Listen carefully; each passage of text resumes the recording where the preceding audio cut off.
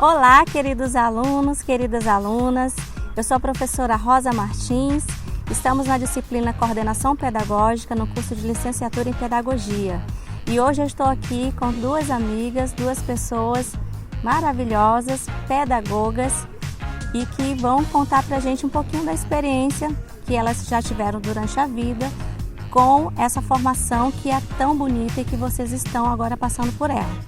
Professora Sandra Monteiro Gomes, professora Angélica Ortiz, nós vamos conversar um pouquinho sobre o que é ser pedagogo. Então, vamos direto ao assunto?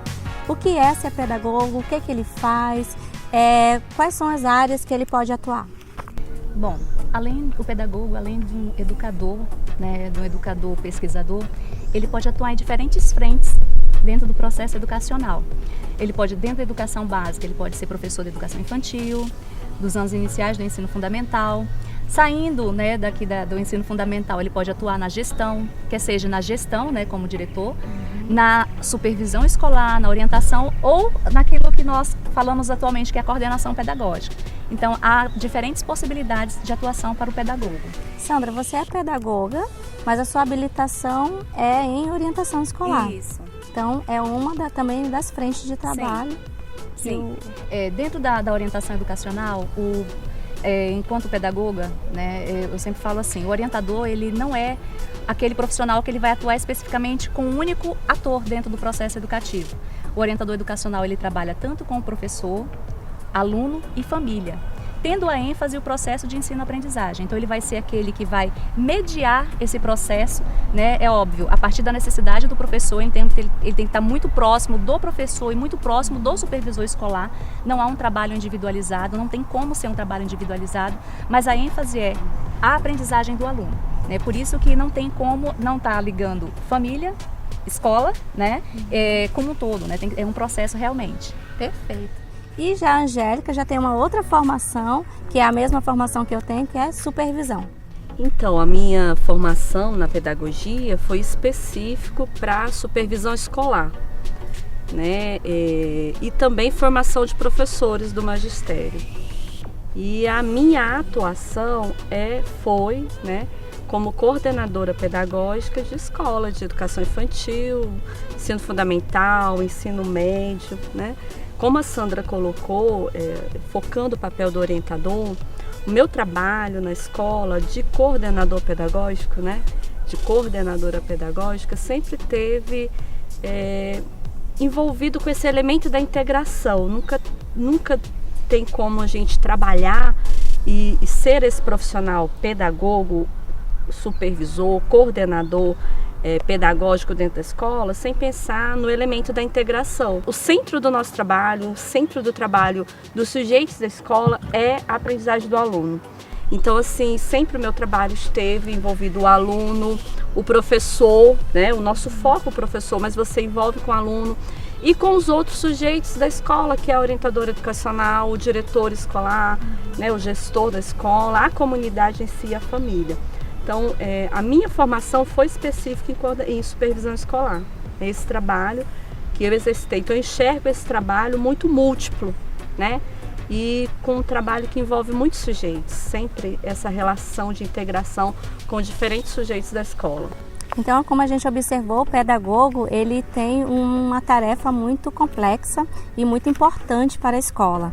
Mas aqui na nossa disciplina nós vamos focar o pedagogo como coordenador pedagógico e especialmente como coordenador pedagógico na educação básica. E aí eu quero conversar com vocês. Nos livros a gente vê essa transição dessa nomenclatura da nossa profissão de supervisão para coordenação.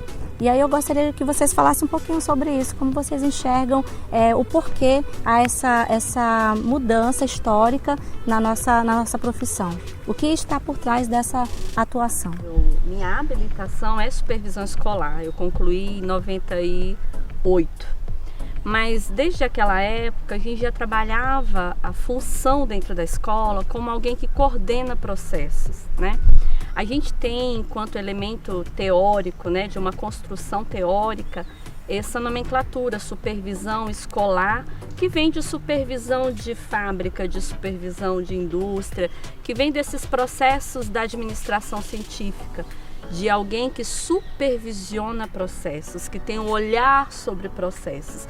E a gente observa com a mudança de paradigmas dos processos educacionais, da maneira de compreender a educação como processo amplo, como processo social, como processo inclusivo, que o papel desse sujeito dentro da escola não tem nada a ver com supervisionar, estar com o olhar sobre alguém. Inclusive, alguns professores pensam, desculpa, Angélica, você está trabalhando, alguns professores pensam que o nosso papel ainda é somente supervisionar, não coordenar.